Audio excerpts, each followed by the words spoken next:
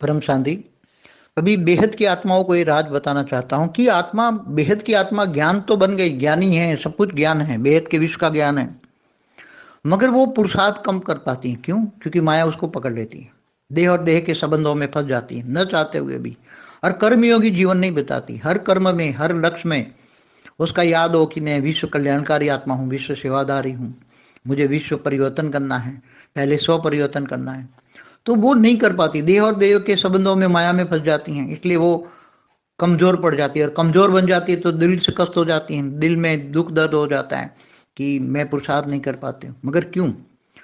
ज्ञान सागर में डूबकर अगर आत्मा ज्ञानी तो बन जाती है मगर योगी नहीं बनती, क्योंकि उसके अनेक जन्मों के संस्कार, 5,000 साल से अगर वो आत्मा जन्म मरण के चक्र में आ रही है तो 5,000 साल के कड़े संस्कार पड़े हुए हैं उसके अंदर, माया में। माया माया माया माया माना 5 तत्वों में फंसी हुई आत्मा है।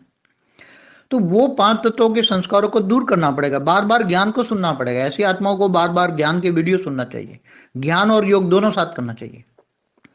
तो ज्ञान को वीडियो सुनने से, ज्ञान से वैराग आता है, वैराग से आता है तब पता लगता है कि मुझे बेहद की विश्व की कमाई का ये टाइम है और मेरे पुराने संस्कारों को खत्म करना है। मेरा पुराने संस्कार क्या है? देह और देह के संबंध, जो गीता में आज से 5,000 साल पहले ही कहा था कि तू देह और देह के सर्व संबंध भूल कर आत्मस्वरूप बन, मुझ परमात्मा को याद कर, तो मैं तेरे सर्व विकर्म कर दूंगा, विकर्म विनाश कर दूंगा और अंत में तुम्हें ऊंचे ऊंच परम धाम ले जाऊंगा। मगर ये बात आज तक 5,000 साल में किसी ने नहीं बताई, क्योंकि ये कोई बता नहीं सकता। ये साधु संतों कहते हैं आत्मस्वरूप की अनुभूति सत्य ही नहीं है। अरे यार सत्य, तुम जो आत्मा हो तो आत्मा की अनुभूति करो ना, तुम शरीर नहीं हो। ये शरीर तो साधन है, आत्मा का काम करने का साधन है शरीर। तो आत्मा को तुम अपने, जो तुम जैसे हो वैसे अनुभूति करो ना। आत्मस्वरूप की अनुभूति करना ही अपने आप को पहचानना है।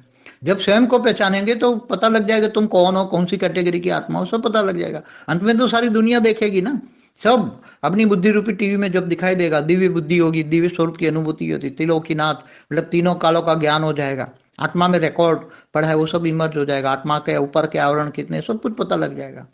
क्योंकि आगे चलकर सब कुछ अपने आप को ही जान जाएंगे, सबको जान जाएंगे।